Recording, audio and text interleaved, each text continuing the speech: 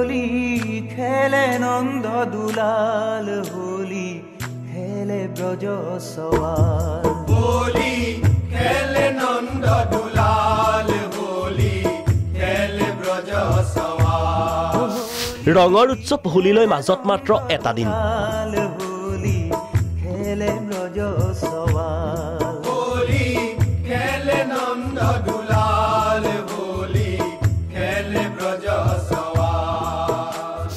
বজাৰত ভিন্ন ৰঙী ফাকুৰে ভৰি পৰিছে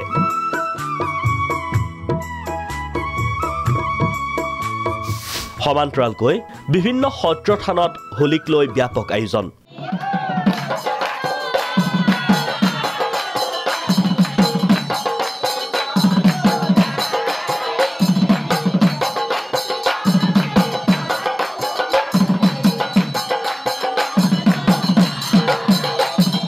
হোলী বুলি ক'লে সত্ৰনগৰী বৰপেটাৰ মাদকতাই সুকীয়া হোলি খেলে ব্রজ সওয়াল হোলি খেলে নন্দ দুলাল হোলি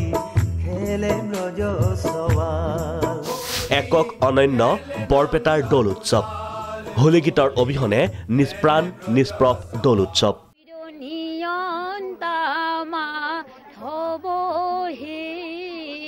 প্ৰকৃতি পুৰুষ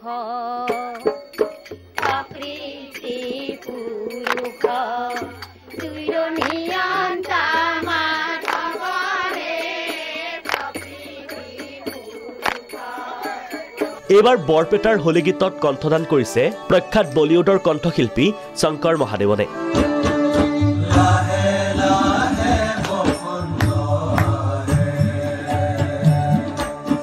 আজি লাহে লাহে বসন্ত আহে আজি লাহে লাহে বসন্ত আহে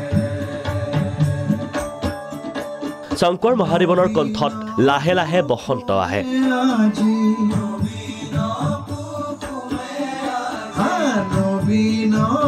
কুসুমে আজি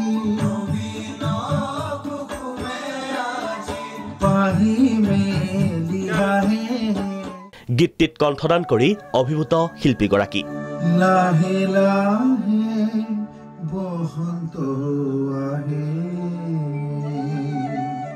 I'd like to congratulate Shri Pramath Ranjan Kranti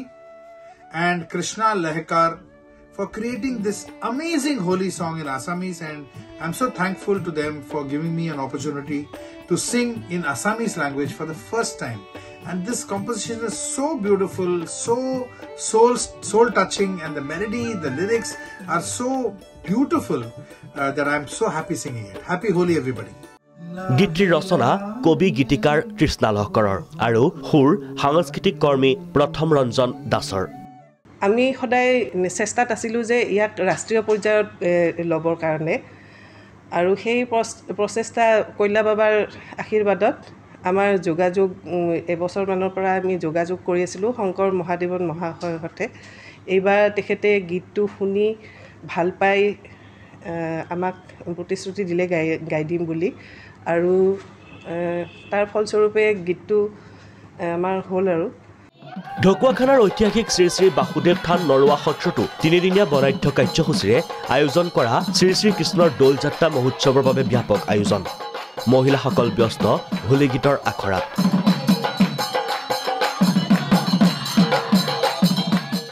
আমাৰ ৰাতিপুৱাৰ পৰা নাম প্ৰসংগ চাফাই এনেকৈ হৈ থাকে আমিও নামৰ ৰিহাজ কৰোঁ অতিথিসকলৰ বাবে কেনেকুৱা ধৰণৰ আমি পিঠা পনা যোগাৰ কৰিছোঁ জলপানৰ ব্যৱস্থা কৰিছোঁ আকৌ অন্নভোজনৰো ব্যৱস্থা কৰিছোঁ আমি ইয়াৰ যোগেদি সমগ্ৰ অসমবাসীক আমাৰ দৌল মহোৎসৱৰ কাৰণলৈ চাবৰ কাৰণে আহিবলৈ আমি আহ্বান জনাইছোঁ বটদ্ৰৱা থানতো 5 দিনীয়া বৰ্ণাঢ্য কাৰ্যসূচীৰে আয়োজন হ'ব দৌল উৎসৱ